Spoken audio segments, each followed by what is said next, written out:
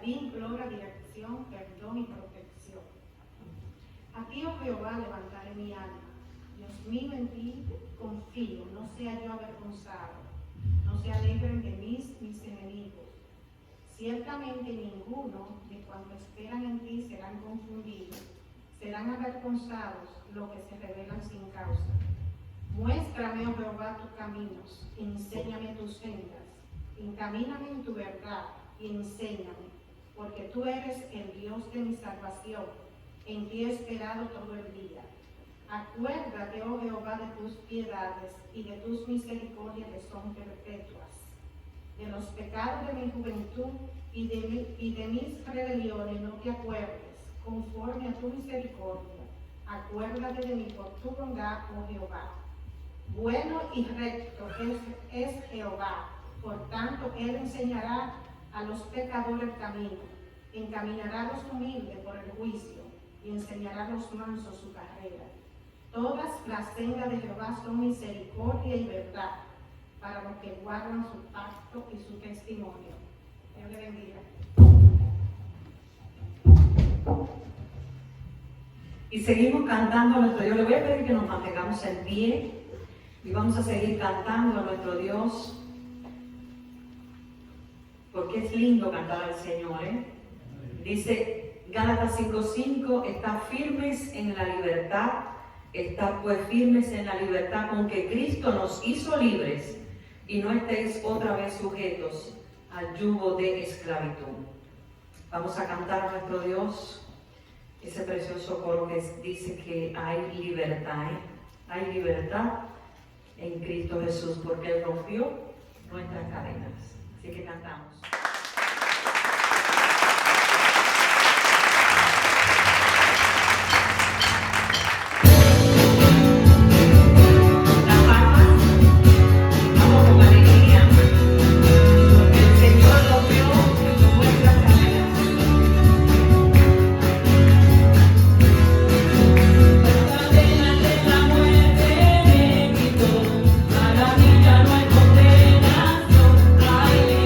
Libertad.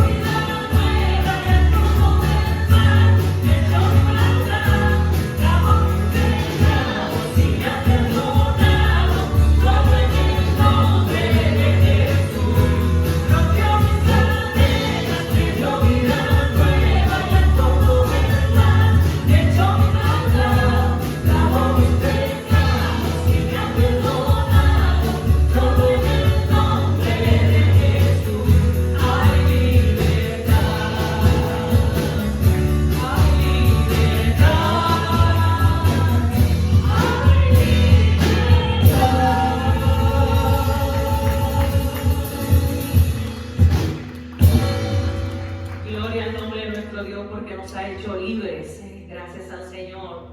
Y podemos ahora también seguir adorando a nuestro Dios y vamos a venir rendidos a los pies del Señor, agradecidos por lo que Él ha hecho por nosotros, agradecidos por su amor, agradecidos por la salvación que nos ha regalado. Vamos a mostrar nuestros corazones delante del Señor y vamos a decirle así: mi Jesús, mi amado, queremos adorarte en esta tarde.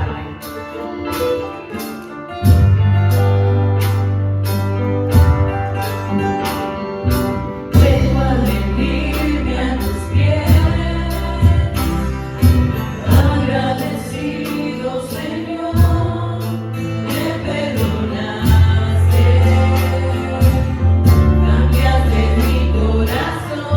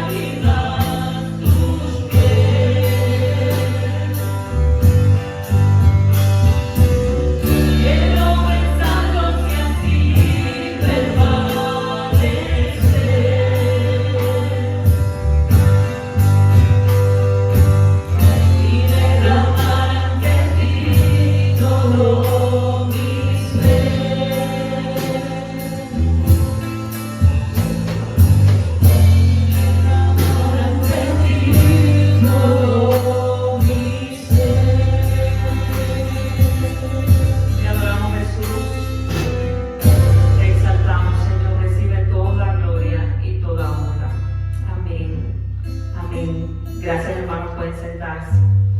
Y vamos a seguir adorando a nuestro Dios con nuestras ofrendas y nuestros diezmos al Señor, sabiendo de que es un acto de adoración también cuando damos de lo que el Señor nos da. Así que vamos a adorar a nuestro Dios mediante nuestras ofrendas.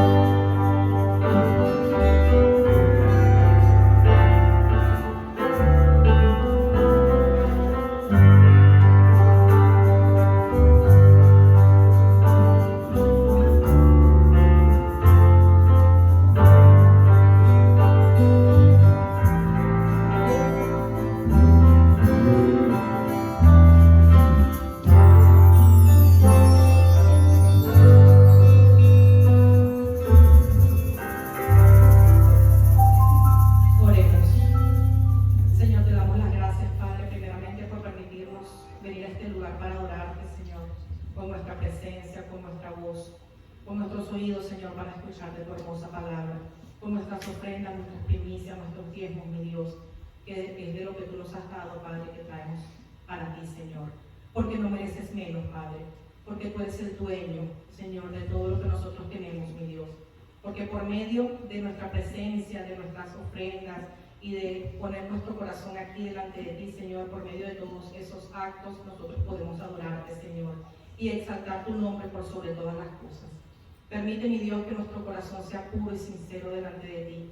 Permite, mi Dios, que todas las cosas que nosotros hacemos las hagamos con sinceridad y con amor para ti, mi Dios, porque no mereces menos. Permite, Padre, que los hermanos que no pudieron estar acá, que no pudieron tampoco traer nada, Señor, para darte, permite, Señor, que en un futuro próximo, si lo puedan hacer, que tú proveyendo, mi Dios, que por sus necesidades. Tú conoces sus vidas, mi Dios, tú nos conoces a todos. Y sabemos, mi Dios, que tu misericordia es grande y que se renueva cada mañana para con tus hijos. Por eso, mi Dios, te adoramos, te exaltamos y te damos a ti toda la gloria, toda la honra por los siglos de los siglos. Amén. Vamos a ver qué es lo que se está pasando.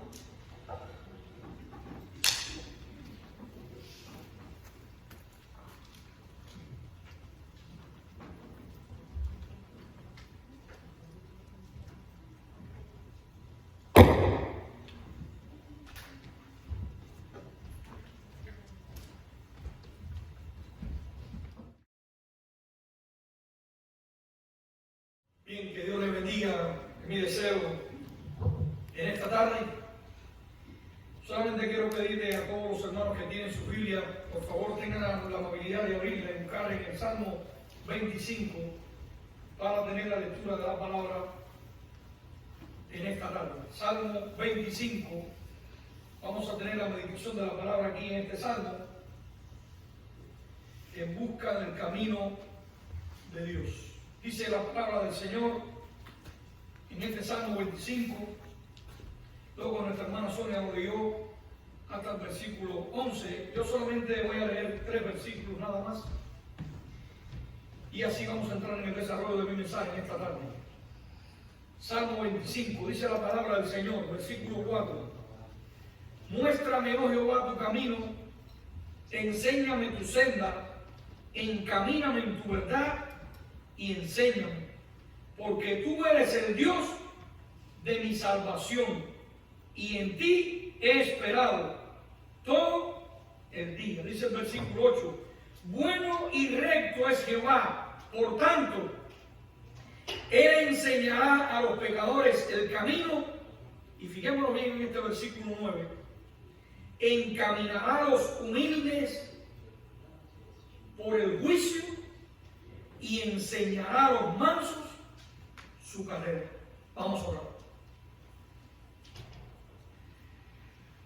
Soberano Dios, Padre celestial que moras en los cielos y profeta en nuestros corazones, En esta tarde te pedimos que tu Espíritu Santo prepare nuestra mente y nuestros corazones para atesorar todo lo que tú tienes preparado en tu palabra para cada uno de nuestras vidas.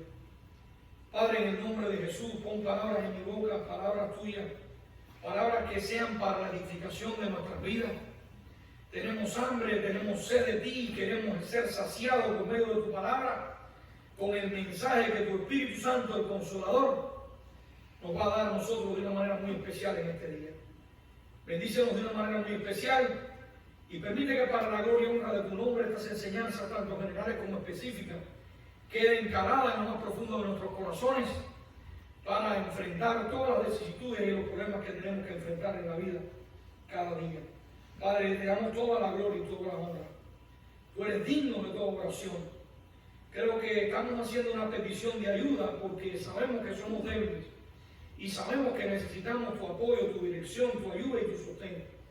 Por eso en esta hora elevo mi oración delante del trono de tu gracia, para que la paz tuya y el amor tuyo reine en nuestros corazones y para que tu palabra cale en lo más profundo de nuestras vidas. En el nombre de Jesús oramos. Amén. Amén. Bien, mis queridos hermanos, esta tarde voy a hablar acerca de la humildad. Ese va a ser el tema que voy a tratar de desglosar con la ayuda del Señor en este Salmo 25, precisamente en el versículo 9. Y he puesto como título de mi mensaje, la humildad, rasgo distintivo de un cristiano. Ese va a ser el título de mi mensaje en esta tarde, la humildad, un rasgo distintivo de un cristiano. Y permita al Señor que al terminarlo, nosotros seamos capaces de clarificar el pensamiento en cuanto al tema de la humildad. ¿Por qué razón?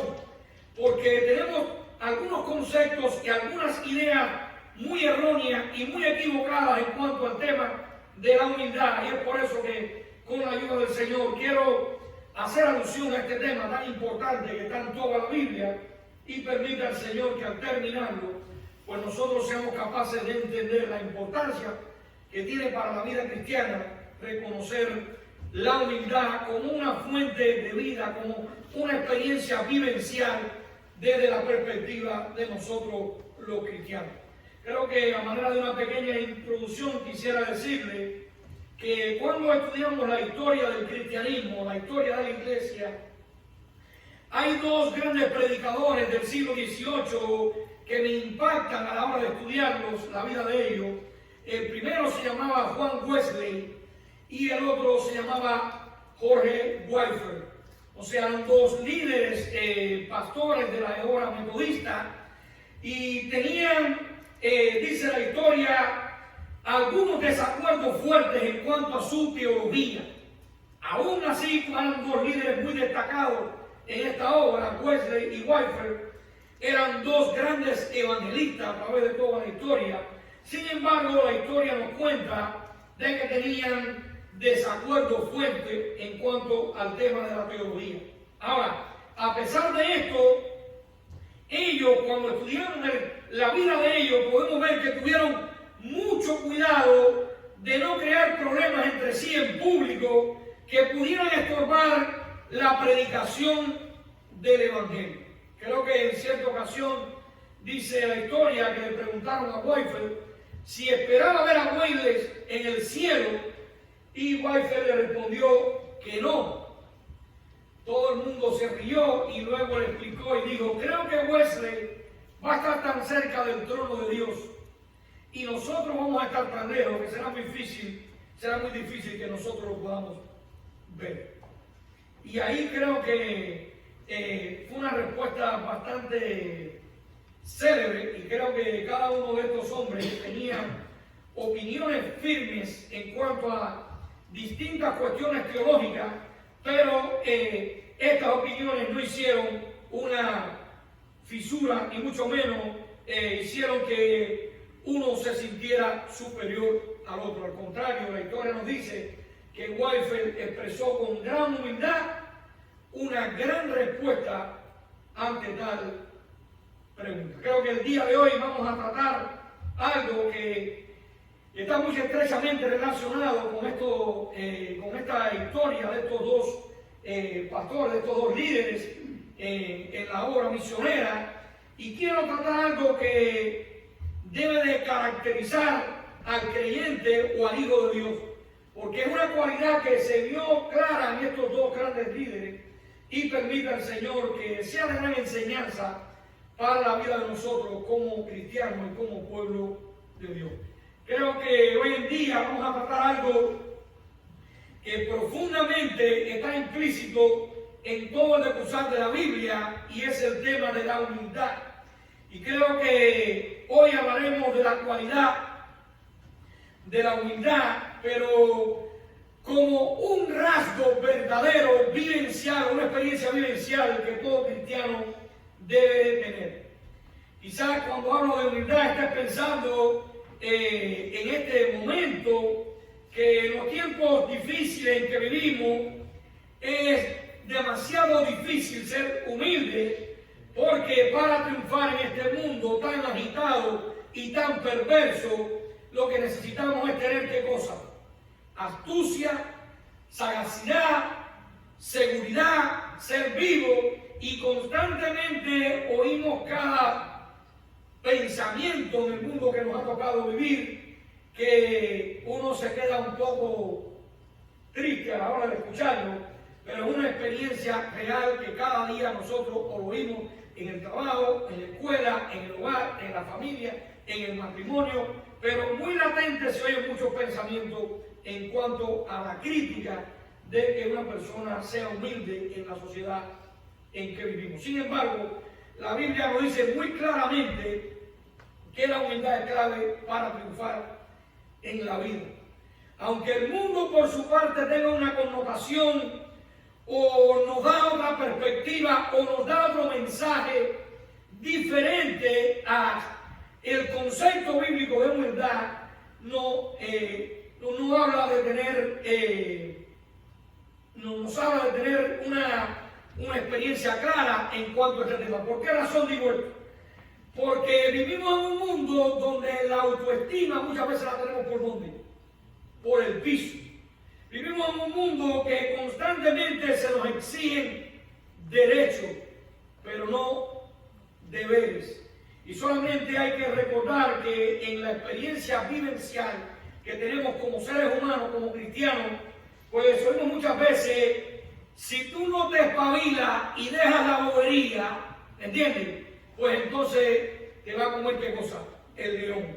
Y ahí oímos decir tantas cosas de que no se puede ser tan bobo en la vida. Y cuando estamos diciendo esto, se lo estamos diciendo a una persona que es noble, que es humilde, que muchas veces no sabe cómo enfrentar cierta situación, pero hay unos patrones culturales que vienen en la sociedad, que provienen de la cultura y de la subcultura, donde parece ser que el bandolero, que el vivo, que el engañador es el que triunfa. Claro está, la Biblia es clara y la Biblia muestra que no es así. Solo si ustedes quieren saber esta experiencia, el día que tengan que ir con un carro roto a un mecánico, se van a dar cuenta que los mecánicos tienen en sus manos más de 20 o 30 páginas donde los productos vienen de países donde la calidad es mínima, pero si a ustedes les hace falta una pieza, ellos pueden comprar una pieza en 20 páginas que cuestan, por ejemplo, 40, 50 dólares, y en el dealer te cuesta 600. Entonces, cuando uno compara el dealer con las páginas, uno dice, wow, esto es un jamón. Pero usted se da cuenta que cuando usted pone esa pieza, te la cobran como A y no es ni C. Y luego, al cabo de 15 días, 20 días, un mes, viene ¿qué cosa? El problema. Porque vivimos en un mundo de mucha falsedad. Vivimos en un mundo donde parece ser que el engañador es el que triunfa. Pero vamos a ver esto desde la perspectiva de la humildad y vamos a decir, ¿qué relación tiene esto que está hablando el pastor con respecto a esta situación? Vamos a ver algunos ejemplos desde la perspectiva bíblica en el Salmo 25, 9, donde el salmista dice, encaminará a los humildes por el juicio, dice la porción de la escritura de hoy, y enseñará a los mansos qué cosa, su carrera. Si vamos a un pasaje de Isaías capítulo 66, versículo 2, dice Jehová: pero miraré a aquel que es pobre y que es humilde de espíritu y que tiembla ¿qué? A mi palabra. Claro está, claramente podemos ver en toda la Biblia que Dios busca a los humildes para bendecirlo. Dios desea encontrar personas que muestren una cualidad de humildad para darle a conocer su camino y para obrar su justicia en sus vidas. Pero parece ser que hay una idea implícita en la sociedad donde los humildes no triunfan, y en el mundo actual parece ser que esto es realidad. Y Abacú y el salmista y muchos otros, Isaías, hablan acerca de que por qué los impíos son los que prosperan y los justos no. O por qué, decía Abacú, las vacas de los impíos prosperan y son más gordas que las de nosotros. O el salmista cuando dijo: cuando vea que los impíos florezcan como la hierba y crecen todo lo que hacen iniquidades, dice: no te preocupes, es para ser destruidos eternamente. Quiere decir que aunque usted vea aparentemente una prosperidad grande entre los impíos, la realidad es que esto no es un concepto o un patrón verdaderamente que marca que sean bendecidos por Dios. Por eso vamos a estar claros en esta tarde, porque quizás esta parte de la confusión está implícita en muchos cristianos hoy en día, y muchos tenemos un concepto equivocado e incompleto de lo que significa la humildad. Y en esta tarde, con la ayuda del Señor, voy a hablar acerca de este tema, porque creo que la humildad, si lo analizamos de una manera profunda en la Biblia, nos daremos cuenta que nosotros tenemos un concepto muy equivocado de nosotros mismos en cuanto a este tema. Por eso en esta tarde yo voy a entrar en el desarrollo de mi mensaje y quiero primeramente definirlo desde la perspectiva primero del término ¿qué es humildad? Quiero hacerlo con esta pregunta como punto número 1 y voy a hablar de ¿qué es la humildad? Y voy a hacerlo desde la perspectiva de la respuesta que da el apóstol Pablo en el capítulo 12, versículo 3 de Romanos. Y quiero que lo miremos bien, porque Pablo da aquí un concepto de humildad. Romanos capítulo 12, versículo 3. Dice Pablo: digo pues, por la gracia que me es dada, a cada cual que está entre vosotros, que no tenga más alto concepto de sí que el que debe de tener, sino que piense de sí con qué, con cordura, conforme a qué, a la medida de fe que Dios repartió a cada uno. En otras palabras, cada creyente es llamado a tener un concepto apropiado de quién, de sí mismo.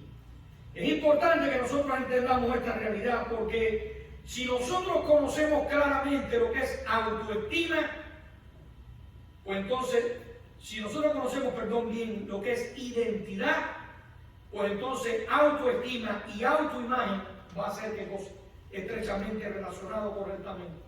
Si yo no entiendo quién soy y no tengo una buena autoestima, pues yo voy a tener entonces una falsa autoimagen.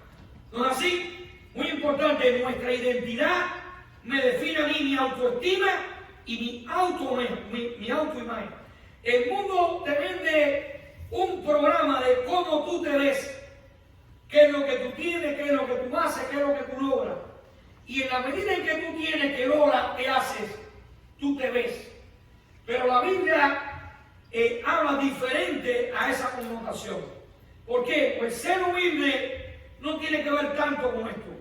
Entonces, ser humilde significa, primeramente, conocer las debilidades mías y las habilidades que tengo también. O sea, es muy importante reconocer nuestras fallas, pero también reconocer nuestros talentos. Es decir, estar en un balance cuando se trata de nuestra imagen propia. Lo que la gente dice de ti, piensa de ti o habla de ti, no necesariamente es lo que tú eres. Tú eres lo que la Biblia dice que eres tú. Y esa es tu identidad. Cuando yo tengo una buena identidad, reconozco que soy el hijo amado de Dios, que soy favorito, que soy especial, que soy portador de la gloria de Dios, ya entonces mi autoimagen y mi autoestima va a elevarse. Pero si mi autoimagen y mi autoestima la marca la sociedad, la cultura, la subcultura, hoy me aprueban y mañana me desaprueban. Hoy tengo y mañana lo puedo perder todo. Y si mi realización está en función del éxito, puede variar en base a qué, a las cosas que tengo. Pero cuando la pierdo, ¿qué pasa? Hay una hecatombe, me derrumbo. Por eso vamos a hablar esto desde una perspectiva bíblica. Ahora, voy a hacer una pequeña ilustración, porque si nosotros no entendemos verdaderamente nuestra identidad, para qué fuimos creados, quiénes somos, por qué vivimos y a dónde vamos, pues vamos a tener una gran confusión a la hora de convivir en el mundo en que nos ha tocado vivir. Y estoy recordando una historia que leí de una tortuga que subía al tronco de un árbol, y ahorita estaba pensando en Oscar, que salió de aquí, caminó casi hasta la esquina aquella, porque vio una tortuga allá y la cogió y la llevó para el río y la soltó. Yo dije, wow, qué ejemplo más bonito, ¿no? Pero por mucho que yo miraba, la tortuga no podía brincar, ¿qué cosa? La pared que hay alrededor de toda la iglesia. Y yo estaba recordando, porque hoy trae a colación esta ilustración y se cuenta la historia de una tortuga que subía el tronco de un árbol usando la boca, agarrándose de la rama, de la corteza y empujando con las patas con toda fuerza, hasta que subió a una altura bastante alta. Finalmente dice que cuando llegó a la primera rama y empezó cuidadosamente a atravesarla, cuando había llegado casi al final, dice que se lanzó al espacio, extendió las patas hacia los lados y se oyó un fuerte golpe en el suelo. Bum, bum. Sí, parece que ella pensaba que ella aquí podía volar. Dice que volvió de nuevo a repetir el proceso con mucha más dificultad y dolor, y luego se lanzó al vacío y cayó nuevamente con baja. Y dice la historia que había dos buitres que la miraban sentados sobre una pared, y de repente uno le dijo al otro, ¿no crees que es hora de decirle que es adoptada? La idea es, mi hermano, ¿qué nos enseña esta ilustración? En vez de buscar el lugar que Dios tiene preparado para nosotros, podemos insistir en tomar posiciones que no fueron hechas para nosotros. Y el hombre más fracasado y más frustrado que pueda haber en este mundo es aquel que fue muy exitoso en lo que Dios no lo mandó. Hay muchos hombres muy exitosos, pero no realizados. Y si tú crees que tu realización depende de lo que tienes, de lo que logres o de lo que hagas, si ese no es el llamado que Dios tiene para tu vida, sabrás que has desperdiciado tu vida. Hermano, esto pasa en el mundo en que nos ha tocado vivir, pero pasa dentro de la iglesia. Por ejemplo, cuando una persona desea siempre estar al frente, recibiendo halagos, recibiendo el protagonismo, cuando sus dones no se prestan a esa clase de servicio, estamos viviendo como la tortuga, confundidos. Cada uno de nosotros debe de considerar con honestidad cómo podemos servir mejor a Dios. Yo lo digo de una manera personal.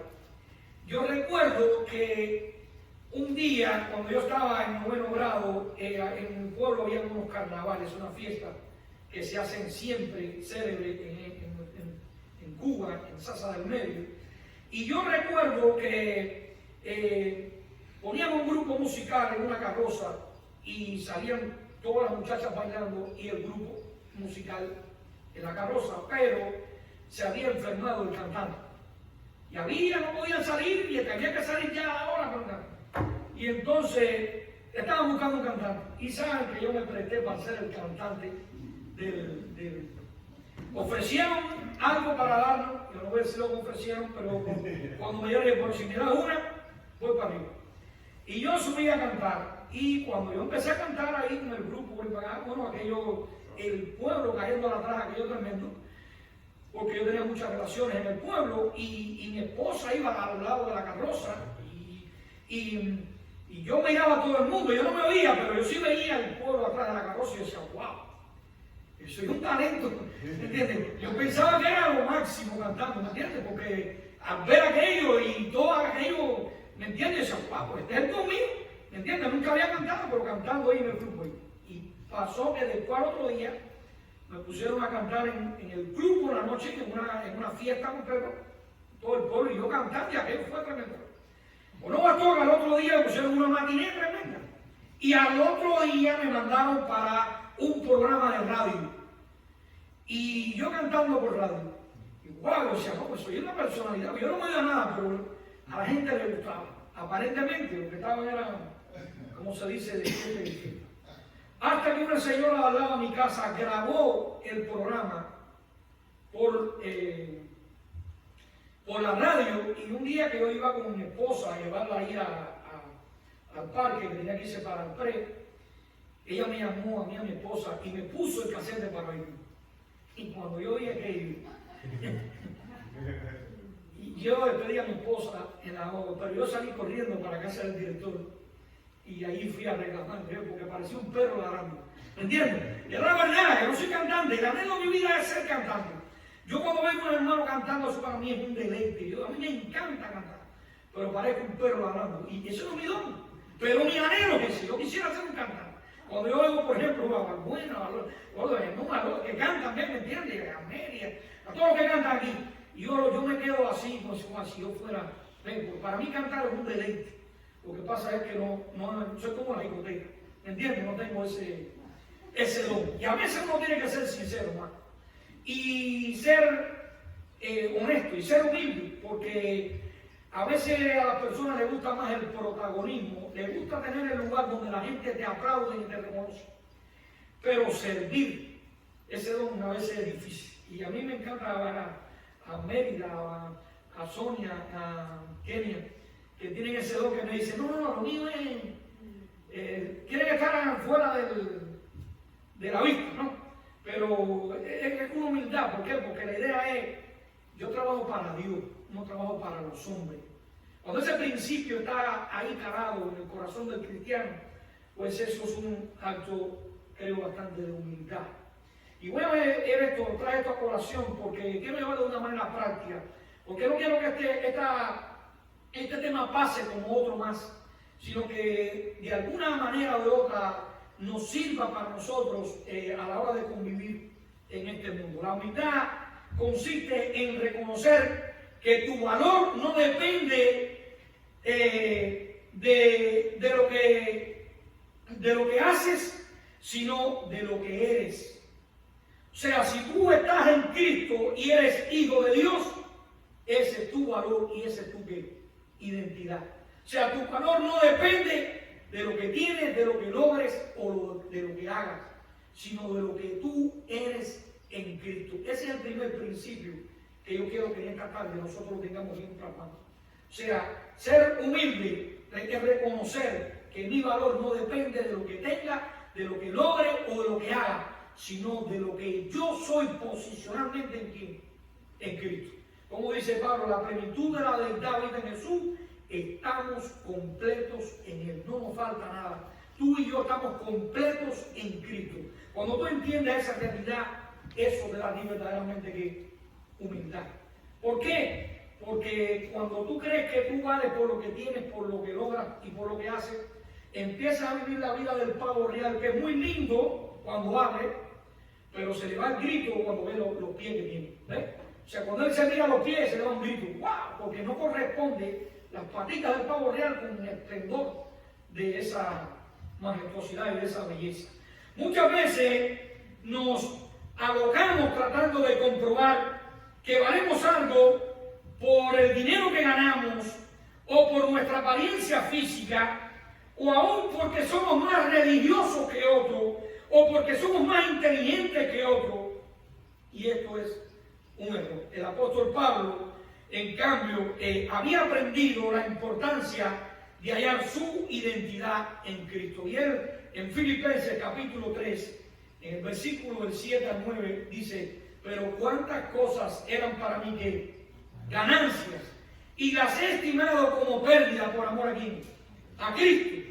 Y ciertamente aún estimo todas las cosas como pérdida. ¿Por qué? Por la excelencia del conocimiento de Cristo Jesús, mi Señor, por amor del cual lo he perdido todo, dice, y todo lo tengo por basura, por ganar a Cristo.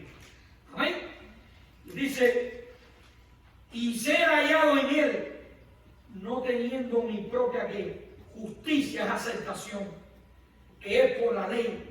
O sea, la aceptación de Pablo era por la ley, sino la que es por la fe de Cristo, la justicia que es de Dios por la fe. Antes de su conversión, si miramos la vida del apóstol Pablo, Pablo se consideraba digno de la aprobación de Dios, en base aquí a sus logros, a su estudio, a su posición, a su religiosidad, a su pasión. Pero ahora Pablo decía que esas cosas eran para él, ¿qué cosa? Pérdida. Lo que antes era ganancia para él, ahora él lo ve desde una perspectiva diferente, ahora la estima como pérdida por amor a Cristo. En otras palabras, podemos decir que Pablo entendió y valoró que el conocer a Cristo era mucho más importante. Y creo que él sigue siendo judío, sigue siendo ciudadano romano, sigue usando su conocimiento del Antiguo Testamento, por decirlo así, pero estas cosas ya no le son qué cosa es tan importante para él como muestra de su valor ante Dios, sino ante las personas. Y Pablo está diciendo, esto para mí no es tan significativo. Su valor lo encuentra ahora en el hecho de que Cristo lo amó y murió por él. Y cuando uno entiende esa realidad, hermano, eso es un principio clave para la vida. No valgo por lo que haga, por lo que tenga o por lo que logre. Valgo por lo que soy en Cristo. No vale por lo que usted llegue a su casa y tenga todos los títulos puestos en la sala. Muchas veces ponemos todos los títulos que cosa en la sala. ¿Y qué estamos buscando? Reconocimiento, aprobación y aceptación de las demás personas. Y la Biblia es clara, no tenemos que ser más inteligentes, más guapos o más fuertes que otros para valer algo. Vivimos en una sociedad hollywoodense que te marca a las personas por un peinado, por un estilo de vida, por una forma de vestir, por un comportamiento social. Y si las personas no se visten de esa manera, pues entonces, ¿qué cosa? Están fuera de qué? De contexto. Y podemos ver la realidad que eso es una crisis de identidad. Como hay una crisis de identidad en el mundo en el que vivimos, por eso es que la cultura y la subcultura marcan valores completamente equivocados. Y los valores tradicionalistas chocan con los modernistas, con los posmodernistas y con las democracias sociales que están surgiendo hoy en día. Para muchos parece extraña la idea de encontrar su identidad verdadera en Cristo. Y preguntan, ¿dejaré entonces yo de ser yo mismo? ¿Se perderá mi identidad personal, todo lo que yo he aprendido en mi vida? Ahora tengo que dejarlo todo y ahora empezar una vida completamente humillado. Pues César Lewis, en su libro, él escribió: al unirnos a Cristo, llegamos a ser lo que verdaderamente somos. Wow. Él está diciendo, cuando uno acepta a Cristo, cuando uno está unido con Cristo, es que verdaderamente encuentra su identidad. La persona sin Cristo vive por patrones culturales y subculturales, pero que realmente no son los patrones verdaderamente que te dicen quién tú eres, por qué tú vives y hacia dónde vas. Y esto cala para todo el mundo, aquí hasta para los octogenarios también, esto es para todo el mundo. Así que la realidad es que cuando vivimos separados de Cristo, nuestro autoconcepto es falso. nuestra autocomplacencia es vana. Cuando entendemos quiénes somos en Cristo y cuando encontramos nuestro valor en Él, es que somos liberados para ser quienes Dios dice que somos. O sea, Dios nos creó para ser ¿qué cosa? Sus hijos. Amén. Entonces, la humildad no es pensar menos de uno mismo que de otro, ni tampoco significa tener una opinión baja de los dones que uno tiene. Humildad es estar libre de la obsesión con uno mismo. Es no tener que compararse con otro. Y esto me lleva al segundo punto que quiero compartir con ustedes en esta tarde, acerca del tema de la humildad. Y la pregunta que quiero hacerle: ¿cómo podemos desarrollar la humildad en nuestra vida? O mejor dicho, ¿cómo se aprende la humildad? Vamos a mirarlo desde un versículo que es un poco confuso. Vamos a ir a Santiago, Santiago capítulo 1, versículos 9 y 10. Quiero que todos miremos el versículo, porque cuando uno lo lee, uno dice: wow, ¿qué está diciendo Santiago? Santiago 1, 9 al 10 dice: el hermano que es de humilde condición, ¿qué dice Santiago? Gloríese en su salvación, pero el que es rico en su humillación, porque él pasará como la flor de la hierba. Hermano, estos dos versículos nos presentan una incógnita. ¿Por qué digo esto? Pregunto: ¿cómo es posible que el pobre, el hermano de condición humilde, se sienta orgulloso de su alta dignidad? De igual forma, ¿cómo puede el rico sentirse orgulloso de su humilde condición? Pregunto: ¿cómo podemos entender estos dos versículos? Para mí, Santiago nos quiere poner a pensar un poco más profundo, para que reflexionemos, para que meditemos, para que analicemos bien, para que entendamos que si consideramos su mensaje, para mí Santiago, él nos está enseñando a ver más allá de los valores humanos. Para mí la primera clave para aprender la humildad es reconocer lo que realmente importa en lugar de aceptar el sistema de valores del mundo. O sea, si eres parte de la familia de Dios, si eres hijo de Dios, sin importar cuál sea tu condición económica, tienes motivo para sentirte contento contigo mismo.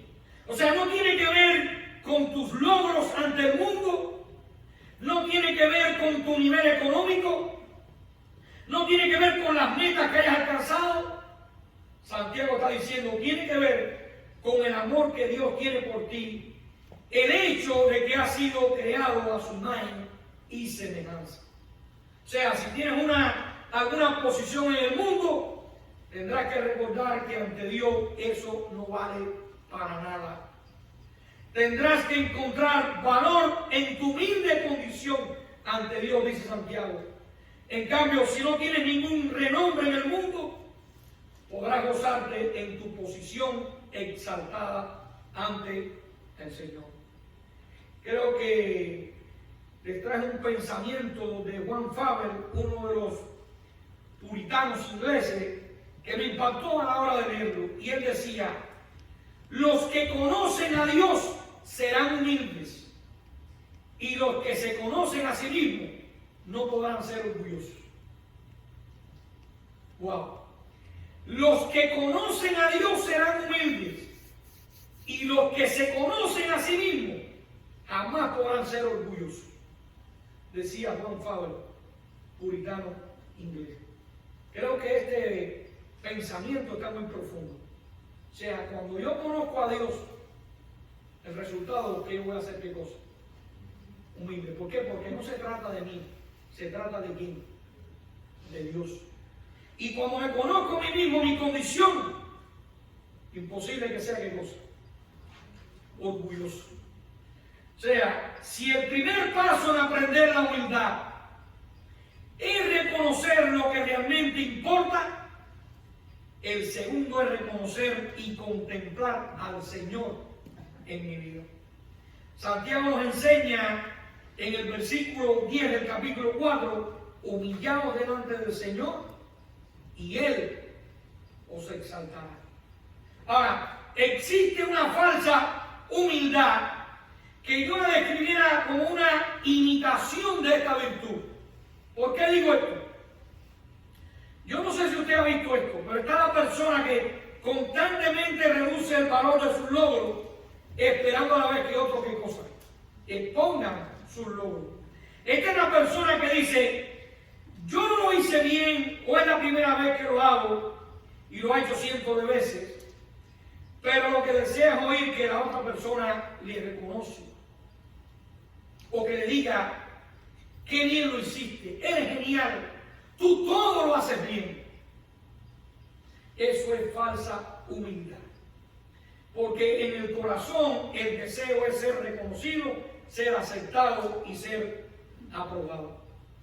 Hermano, una persona verdaderamente humilde no se preocupa por lo que dirán los demás de él, ya que su enfoque está en lo que Dios piensa de él o de ella. Amén. Lo que la gente diga de ti, piensa de ti, habla de ti, no es lo que tú eres. Tú eres lo que Dios piensa de ti. Tú eres lo que la Biblia dice de ti. Es decir, que conforme más tiempo pasemos en la presencia de Dios, aprendiendo de Él, adorándole y conociéndole a Él, más humilde llegaremos a ser en la vida. En otras palabras, Santiago dice, conforme más contemplamos su grandeza, su amor, su protección, su perfección, más nos iremos dando cuenta de nuestra insignificancia. La Biblia es clara al presentar esta perspectiva en el Salmo 84:10, cuando dice el salmista, porque mejor es un día en tus atrios que 1000 fuera de ellos. Dice, escogería antes estar a la puerta de la casa de mi Dios que habitar en las moradas de maldad. En otras palabras, el salmista está diciendo, es mejor servir en la casa del Señor que ser jefe en la casa del enemigo. Es mejor ser portero en el templo de Dios que sentarse en la mesa con los malvados. Si queremos entender lo que realmente nos dará valor en la vida, tenemos que valorar el tiempo que desarrollamos con el Señor. En otras palabras, la adoración es una gran humillación. ¿Por qué? Porque yo me humillo y reconozco que Él es el único digno de toda oración y de toda alabanza. Ahora pregunto, ¿entiende eso usted bien? La adoración es una gran humillación. Vamos a ver esto. Cuando estamos ante Dios, cuando llegamos a sentir su presencia, su poder, y nos damos cuenta de lo que realmente somos, de lo insignificante que somos, nos damos cuenta del milagro de su amor, nos damos cuenta del milagro de su atención por nosotros, y nos damos cuenta que lo único que podemos hacer en nuestra vida es adorarle a Él. ¿Quién soy yo para que un rey muriese por mí? ¿Quién soy yo para que un rey me amase? ¿Quién soy yo para que un rey pensase en mí? De aquí nace la humildad que Dios busca y que Dios galardona. Cuando el famoso líder cristiano misionero indio llamado Sadhu Sundar Singh dejó su nativa India para hacer una gira mundial predicando el evangelio como misionero, dicen que murió por ahí por el Himalaya. Alguien le preguntó, ¿no le hace daño el hecho de que recibes tanto honor? La respuesta de Sadhu fue, no. El asno entró en Jerusalén y la gente tendió sus mantos frente a él para que lo pisara. El asno no se enorgulleció, porque el asno sabía que no era para honrarle a él, sino para honrar a Jesús, quien iba montado sobre él. Cuando la gente me honra, dijo él, sé que no es a mí a quien me honra, sino a mi Señor, quien hace el trabajo y hace toda la obra en mi vida. Ojalá podamos todos aprender a imitar la humildad de Cristo y de su siervo. Ahora, recordemos siempre desde la perspectiva bíblica que la humildad no es, número uno, inseguridad personal. Número uno, humildad no es indecisión. O sea, indecisión es fallar en confiar en la palabra de Dios. Humildad no es inactividad, como dijera Pablo en 1 Corintios 15:10. No es humildad la inactividad, eso más bien rebelión, es pereza y es falta de fe. La humildad bíblica, número uno, es dependencia absoluta de la misericordia de Dios, como describiera Lucas en el capítulo 18, versículo 10 al 14. La humildad bíblica es no preocuparse por el poder, por el prestigio o por la posición, que eso es lo que buscan las personas sin Dios, como lo describe Mateo en capítulo 23, versículo del 8 al 12.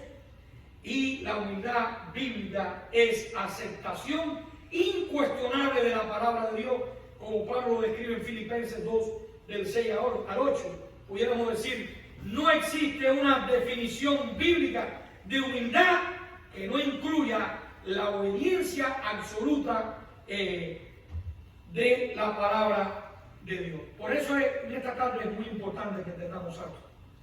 Número uno, reconocer quién soy en Cristo. Una buena identidad me va a dar una buena autoestima y me va a dar una buena autoimagen. Tú no vales por lo que tienes, por lo que hagas ni por lo que logres, sino por lo que eres en Cristo. Y número dos, no se trata tanto de que nosotros seamos el protagonista de esta historia. El protagonista de la historia es Dios. Y número tres, reconozcamos nuestra condición. Somos pecadores en proceso de santificación. Lo importante aquí es la obra de Dios y el Dios de la obra. No se trata tanto de mí, se trata de darle toda la gloria a Dios. Y número cuatro, que todo lo que hagamos humildemente sea para adorar a Dios. Mi vida, que en mi vida la gloria sea para Él. Que todo lo que hagamos, ofrendar, firmar, trabajar, predicar, cantar, alabar, lo que hagamos, lo hagamos siempre pensando que es un acto de adoración.